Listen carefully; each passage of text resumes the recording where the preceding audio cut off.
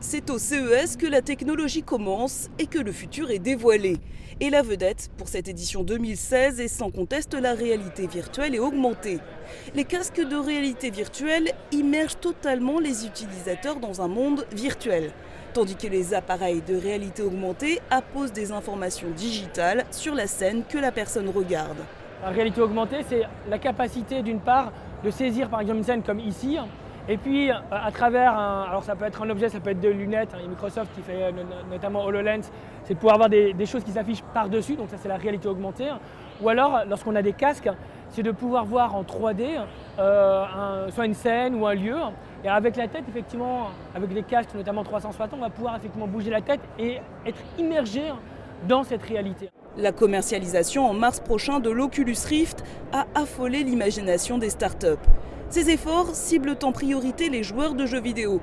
En témoigne cette start-up française, 3D Sound Lab, qui revient cette année au CES avec une déclinaison de son casque audio en 3D destiné au gaming. Aujourd'hui, on peut jouer à des jeux vidéo sur son PC avec le casque, avec un son en 3D, et on peut surtout utiliser des lunettes de réalité virtuelle pour s'immerger un peu plus. C'est beaucoup plus réaliste. Mais le prix de l'Oculus Rift pourrait en décourager plus d'un. 599 $ aux États-Unis, 741 € en France. Oculus et Samsung se sont donc associés pour développer le Gear VR. La dernière version de ce casque avoisine une centaine de dollars. Contrairement à l'Oculus Rift, il ne s'agit pas d'un casque complet mais d'une interface, d'un accessoire qui s'appose sur les modèles haut de gamme des smartphones Samsung. The technology made by Oculus is actually this hardware you're putting on. You see it right behind us. And your phone is the display. So the content is a total evolution, right? I mean, we can update this as we go. Oculus can create more apps and more content to be used with VR. So it's limitless, really. I mean, think of reality. I mean, reality is limitless. So VR is the same. Les usages pourraient en effet se multiplier à l'infini.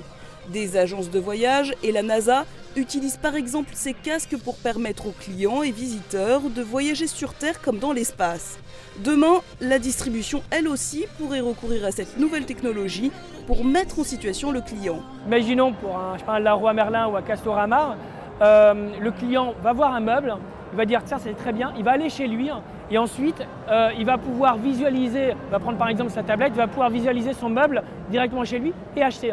Tous les géants de la high-tech s'engouffrent dans la brèche. Google propose un casque de réalité virtuelle en carton dans lequel s'insère un smartphone, le Cardboard VR, pour moins de 5 $. Microsoft, pour sa part, prépare la sortie de son casque de réalité augmentée HoloLens qui permet de superposer des images de synthèse sur des images réelles. Quant au contenu, les caméras à 360 degrés s'en chargent. Elles ont essaimé un peu partout dans le salon. Ce nouveau marché de la réalité virtuelle augmentée pourrait peser jusqu'à 30 milliards de dollars dans 4 ans, selon le cabinet DigiCapital. C'est ce qui explique le rachat en 2014 d'Oculus par Facebook pour 2 milliards de dollars. Mark Zuckerberg y voit la prochaine grande plateforme technologique, avec notamment des applications dans les communications, l'éducation ou le commerce. Alors il y a deux sujets dans la réalité virtuelle augmentée. Il y a premièrement la télé holographique et on voit qu'on avait un Chinois qui présente des hologrammes. Donc ça c'est très intéressant. On sait par ailleurs que TCL travaille sur la 3D sans lunettes. Et donc moi je rêve de voir la diligence traverser le salon. Et je pense que dans les années 2020, ce qui est plus si tard que ça, on pourra commencer à voir des produits de ce type. Donc ça redonnera un nouveau souffle à la télé qui pour l'instant en manque un peu parce que la 4K c'est bien, tout le monde sait ce body, mais c'est pas une rupture technologique. Donc ça c'est un premier point. Un deuxième point qui est extrêmement intéressant également, c'est la réalité virtuelle. Alors, je ne sais pas comment vous expliquer ça. Disons que tout le monde va avoir son casque de réalité virtuelle, va être projeté dans un nouveau monde. Ils pourront même créer des avatars, exactement comme dans le film.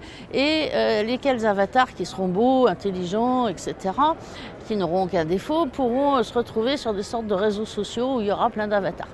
Donc, on rentre vraiment dans le futur. Et le futur, c'est déjà aujourd'hui à Las Vegas.